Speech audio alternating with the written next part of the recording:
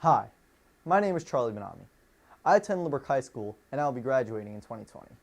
I have been attending sports broadcasting classes since middle school. If accepted into the prestigious Newhouse School, I promise to work hard and build on my passion. Here's a look at what I've already done. Hi, I'm Charlie Benami, and welcome back to Sports Time. I'm here with my good friend Miles Time Miller, and we're going to be discussing some college football. The playoff came out last week, and we've got some intriguing matchups. Miles, what do you think about the 1 seed versus 4 seed Alabama versus Oklahoma Capital One Orange Bowl? Warriors still up 9 as they inbound the ball. Iguodala up top with Jackson. Clay, mid-range, got it. Now just step back a couple of steps, Clay, and your money. Crawford up top with Quinn Cook. He's got a nice size advantage. We'll see if he can take advantage of that. Warren now with Cook. And now Ayton inside with Jerebko, who's no match for the U of A product. Puts it in to cut the lead to 9. Warriors passing. Iguodala. Green barking some orders. And it works there as he finds Klay Thompson for an open look.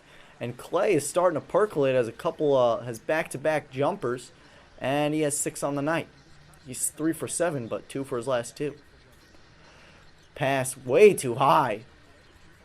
Except Ayton corrals it. And he's able to put it in. Phoenix still down 9 with a little over 10 left in the quarter. Green turns it over.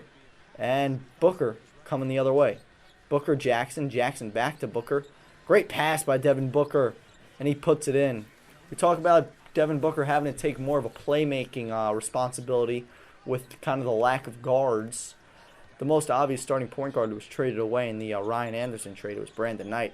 As Klay Thompson has another look. 6 straight for Klay, and he puts the Warriors back up 9. Back to Cano and Diaz. Wow, is all I have to say. What a big trade for the Mets and Mariners to pull off this early in the offseason. So in the trade, the details are Robinson Cano and his hefty contract, along with Edwin Diaz and his 57 saves, go to New York. For Jay Bruce, Anthony Swarzak, Jared Kelenic, Justin Dunn, and Gerson Batista. Yeah, that 5 years of $24 million left per year, that's going to be a big contract for the Mets to take on.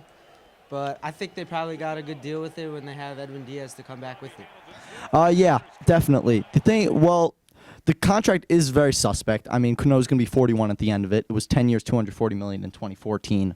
So right now he has 5 years, $120 left. The Mariners took $20 million off the contract, and then they also took on the contracts of Swarzak and Jay Bruce. So right now for the Mets, it's around 5 years, $63 million, which is bad, but for them to get that rather than the original contract is, in my opinion, a win. Hello everyone, hope you're having a wonderful evening.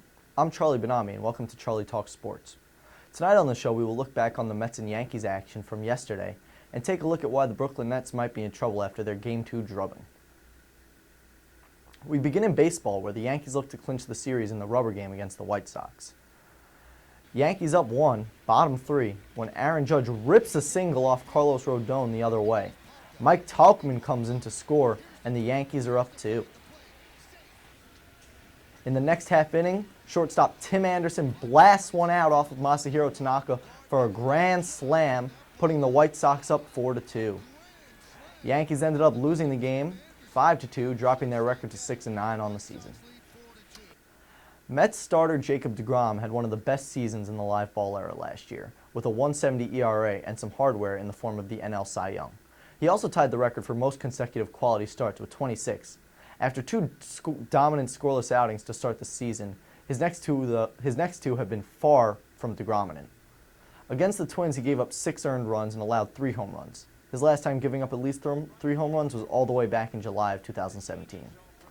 Last night against the Braves, the Mets ace looked good early, here striking out Nick Markakis in the top of the third, but he found trouble with the long ball once again, giving one up here to Josh Donaldson, which put the Braves up 3-1. This was his second home run allowed on the night, bringing his season total up to 5, half of the home runs he gave up all of last season. The Mets lost the game 7-3 and fell to 9-6 on the campaign. For Brooklyn Nets fans, Game 1 of their series against the 76ers provided many shock and all jubilation, as the Nets dominated on their way to a 9-point victory for the team's first playoff win in 4 years. The 76ers responded to the slander of their play and on-bench activities, looking at you, Amir Johnson and Joel Embiid, with a 22-point slaughter in Game 2, which included a 51-point third quarter. I believe this is more of what this series will look like. The Nets defense has been exposed the Nets defense was exposed in Game 2. Game 1, they got off by the 76ers' terrible shooting and lack of shooters. Referring to J.J. Redick's foul trouble, which hindered his performance throughout the game. I don't think the 76ers are going to shoot 40% again. They have shooters on this team. They take good shots, and I think that that's a key for them. And Joel Embiid looked healthy. Right now, Brett Brown has the perfect rotation of big men. He's got Joel Embiid, who, although a bit battered, has been able to put on a decent Game 1 where he was 5-15, but still had 15 points and 11 rebounds. And Game 2, he was incredible. 8 of 12 for 23 points and 10 rebounds. And the reason they can play Embiid for short bursts is because of Boban Marjanovic, who's averaging 15 points per game in the playoffs. He's been a welcome surprise, and his jump shot has really limited Jared Allen's defense. Tobias Harris has only had 4 points in Game 1, 15 more in Game 2, but I really don't think he's done cooking it up. I mean, he can straight out ball. He can put up 25, he can put up 30. He hasn't really shown that yet in the playoffs, and I think there's at least one game where he's the deciding factor for the 76ers. And J.J. Redick, he was awesome in Game 2, hitting big shot after big shot. He was a big part of them spacing out the game in the third quarter, the aforementioned 51-point third quarter. And I just don't think he gets into foul trouble. He doesn't get into foul trouble often, and that was just a rare show of that was a rare lack of discipline on his end. And in Game 2, Brooklyn lost by 22. When you lose by 22, you'd think that they would have shot terribly from the field. But the fact of the matter is they shot 48% from the field, above league average, and 42% from three, which is way above league average. They're a great three-point shooting team, and they're usually effective in their field goal percentage. But to shoot that well and still lose by 22 is not a good omen for the rest of the series. And Ben Simmons and Jimmy Butler, who I consider the hearts of this squad, Butler did his damage in the first game. He had 36 points. He only had 7 in the second game.